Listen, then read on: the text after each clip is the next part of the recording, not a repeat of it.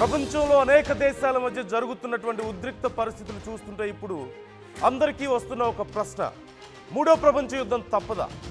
ఓవైపు భారత్ పాకిస్తాన్ సరిహద్దుల్లో ఉద్రిక్తతలు కనిపిస్తున్నాయి, మరోవైపు పాకిస్తాన్ ఆఫ్ఘనిస్తాన్ మధ్య భీకర యుద్ధం కనిపిస్తోంది. 200 మంది తాలిబాన్లను మట్టుబెట్టింది పాక్ ఆర్మీ, 58 మంది పాక్ సైనికుల్ని మట్టుబెట్టింది ఆఫ్ఘనిస్తాన్. రష్యా ఉక్రెయిన్ల మధ్య ఆగని యుద్ధాన్ని మనం చూస్తూనే ఉన్నాం.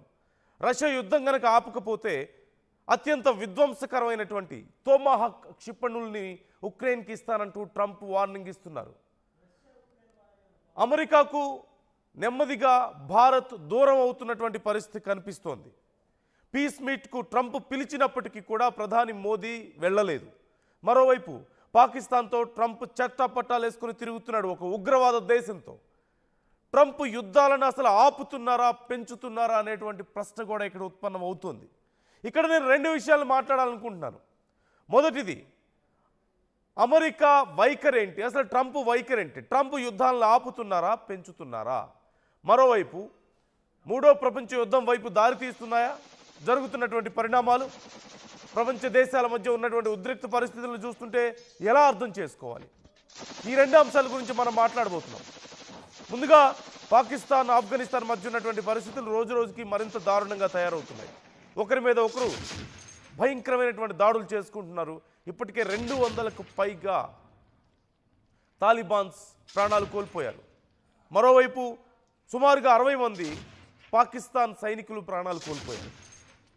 ఈ నేపథ్యంలో ఏం జరగబోతోంది?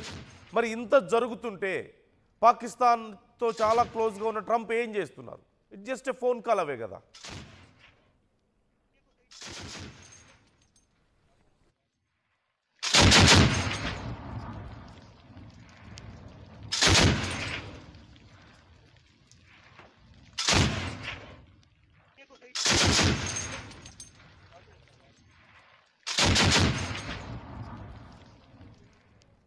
ప్రపంచ దేశాల మధ్యలో యుద్ధాలని నేనే ఆపుతున్నానన్న ట్రంప్ ఇప్పుడు ఏం చేస్తున్నాడు?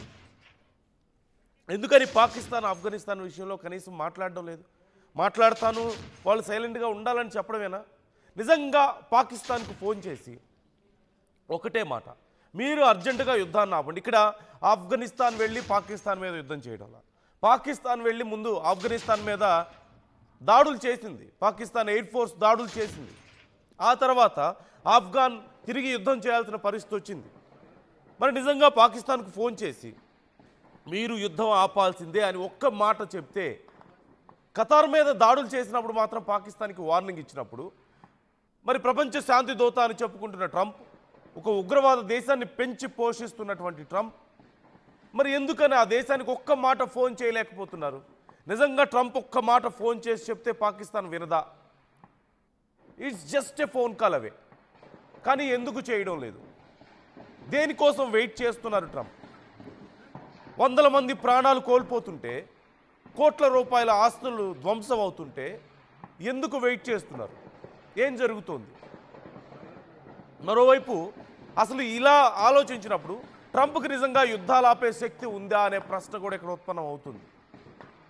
ఎందుకని ఈ మాట నేను మాట్లాడుతున్నానంటే, అసలు గతంలో ట్రంప్ ఏ యుద్ధాన్ని పూర్తిగా ఆపగలిగారు?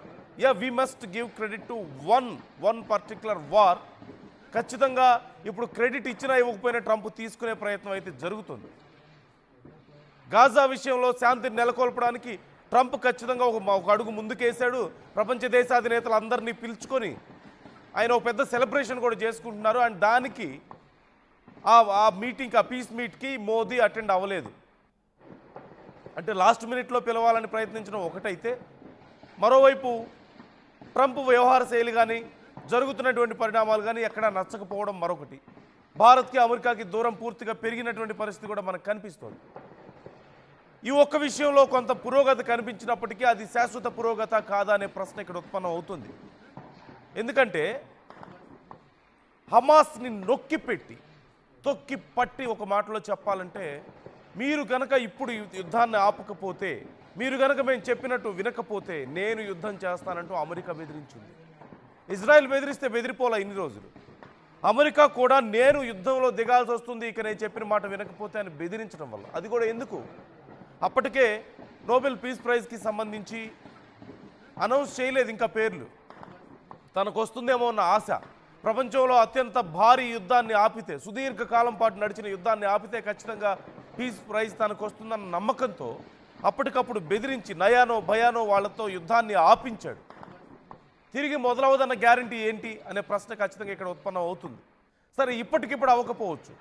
రేపు ఇజ్రాయెల్ ఇష్టం వచ్చినట్లుగా వ్యవహరిస్తే, ఇజ్రాయెల్ ఇష్టం వచ్చినట్లుగా దౌర్జన్యాలు చేసుకుంటూ పోతే ఊరుకుంటారా? ఊరుకునే పరిస్థితులు ఉందా? లేదు. అప్పుడు మళ్ళీ ట్రంప్ ఆపగలుగుతాడా? అప్పుడు పీస్ ప్రైజ్ ఉండదు కదా. కాబట్టి ఆపే అవకాశం ఉందా లేదా అనే ప్రశ్న ఇక్కడ ఉత్పన్నం అవుతుంది.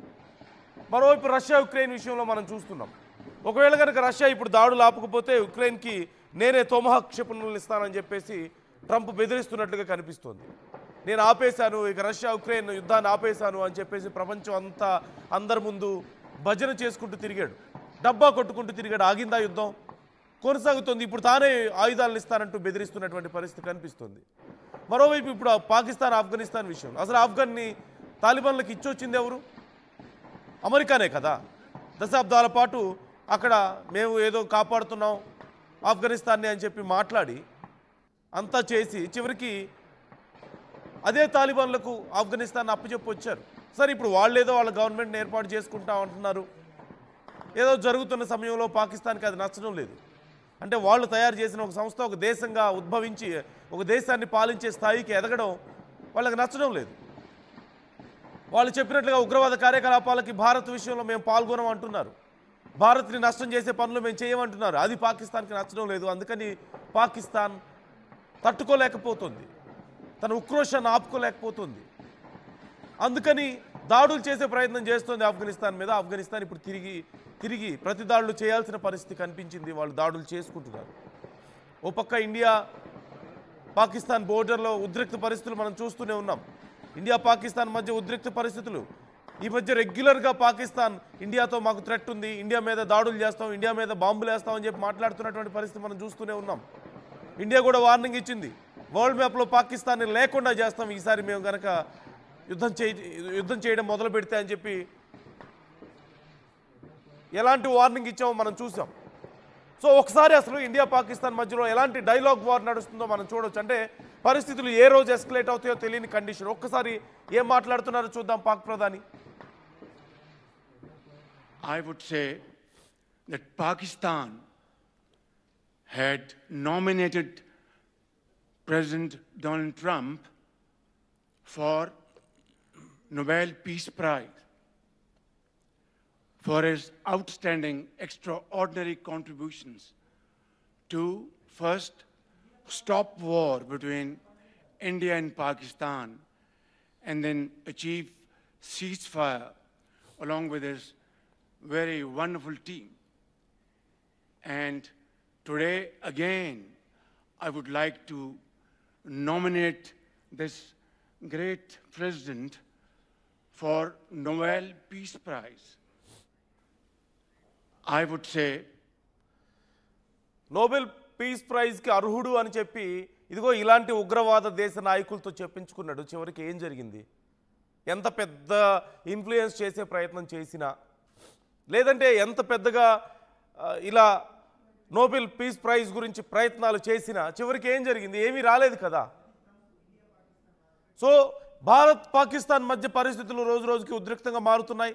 చైనా వార్నింగ్ ఇవ్వడాన్ని చూడొచ్చు అమెరికాకి.